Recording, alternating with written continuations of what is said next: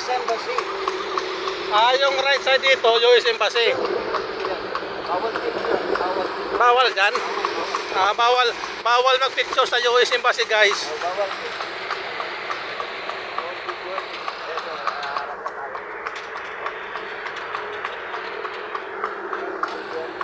US Embassy.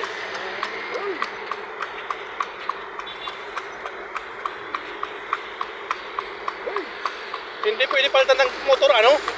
Para mabilis-bilis. Hindi na kartila. Magpapalitan ng motor. Yung kabayo mo, Wala kang may kabayo. Doon sa China to, wala na po. yung kabayo mo, boss. Hindi po, dito. Nagre-renta ka pa rin? Tumisin lang kami dito, sir. Sa government to? Hindi, sa may po dito. Ilan yung pinaka-boundary nyo dito? Tumisin lang po, sir. Commission? Halimbawa, kung nakaisa dito kami is 200. Ang liit naman. Wala po tayong gagawin. Kasi wala ko tayong trabaho. Sa bagay, ano? Ang 500 po is 100. Kung bakit hindi kayo umahal sa gobyerno, bigyan kayo ng sarili para sa inyo na kahit mga 2 pasaheros lang, okay na. Ito kasi mahirap kasi ang quadra.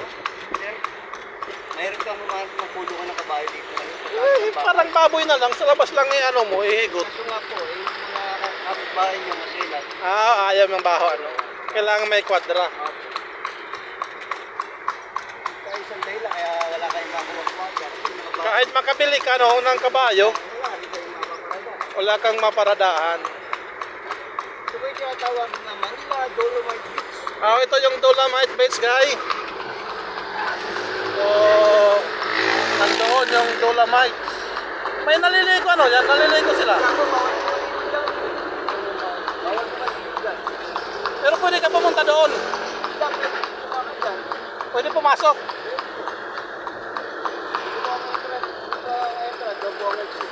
May bayad din, ano? Wala po. Free dito sa Dolomite Beach. O kaya lang, bawal dyan ang magdala ka ng tubig. Yung mga mineral water, bawal. So, kailangan pala, pagpunta dyan, yung hapon o kaya umaga. Opo, dapat po yung sunset na. Kasi pag mga ganito, mainit, ano? Wala po dyan. Wala po kusiluan dyan. Kaya ang tao dyan, badagsalang amat po. Ako.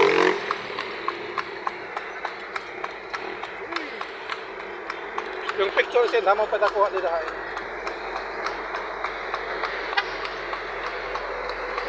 Pero, parang hindi naayos kayo ni Presidente, ano? Parang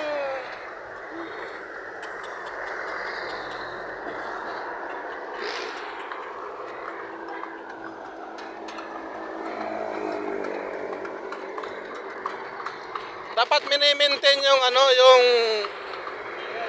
cleanliness, kagandahan ng Dolomite Beach. Pag gano'n, pagkapag sarado po yan, nililinis. Nililinis din pala. Oy, fish. Sarado po yan.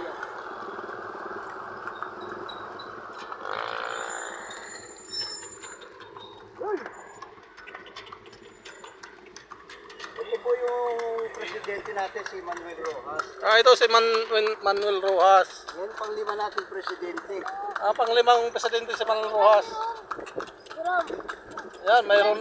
Bakit doon sila duman sa likod? Maririnig. Hindi, di ba yung ginamit ni Pugol? Ah, Kawawa yun. mas malaki yung kabayo niya. Kasi Pugol yun. Oo nga. Pugol yun. Pugol yun. Teka. Teka. Pugol. Oo. Teka ba yun? Ha? Teka. Binabagatan. Teka. Teka. Oo. Sa isang araw, nakakailan ka ng pasahero, yung pinakamahina. Ngayon po, mahina po talaga ang masasalaman. Lalo kahapon, wala kami nasakay, lahat ng bagyo. May bagyo kahapon. Kahapon, ito lakas. At lakas ng hangin, kahapon, pinagulap. Pero kung normal lang na araw, nakakailan ka sa isang araw. Hindi lang po masakay dito. Ang lang dito, maraming tao. 5,000. Hindi po, hindi ka naman. Meron ka lang pag nakuha ang 5 ka yan.